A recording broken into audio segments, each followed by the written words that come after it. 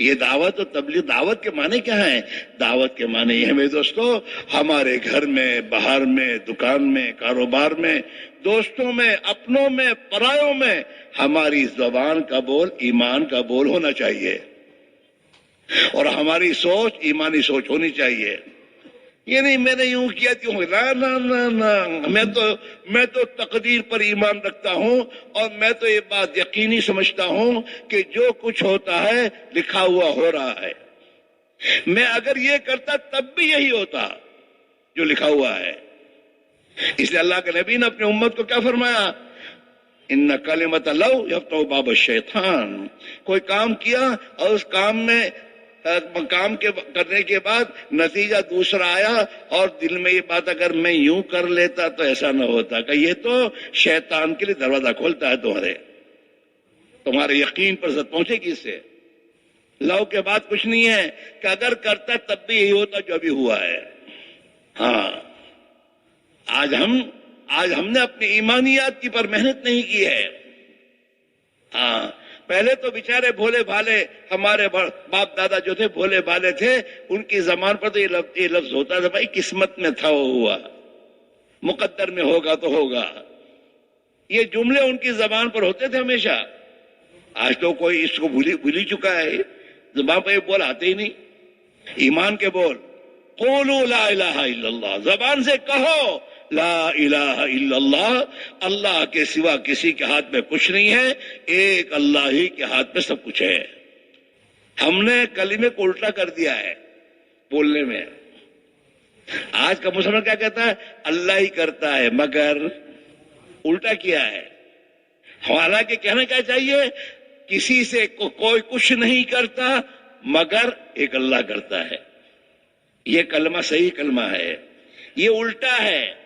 اللہ ہی کرتا ہے مگر کے بعد کیا ہے؟ مگر کے بعد دکان، کاروبار، خدا کا غیر ہے، الٹا ہو رہا ہے۔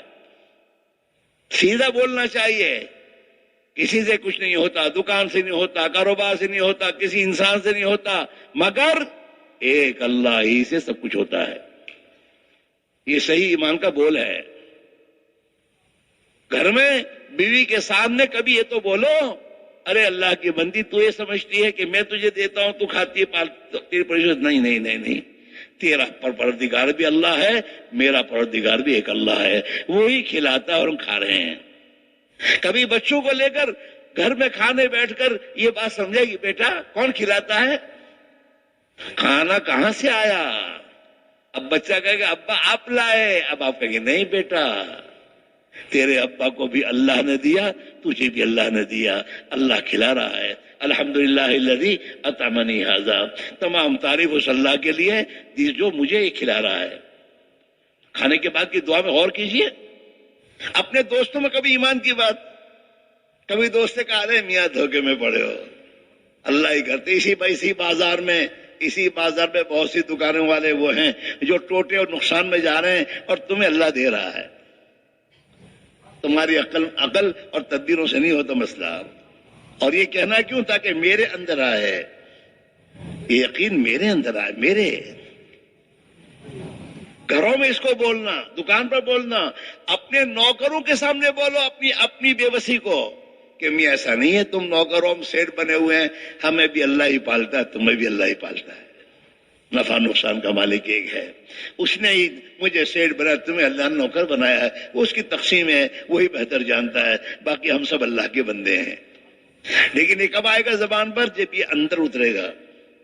اندر یہ ہے کہ میں سیٹ ہوں، تو یہ تو اپنی نوکر کے سامنے چاہے اس کی بڑی عمر سے ہو کر تب بھی احترام سے بات نہیں کرے گا، ارے چچا لاؤ پانی لاؤ۔ لیکن جب ایمان پر محنت ہوگی اور ایمان پر محنت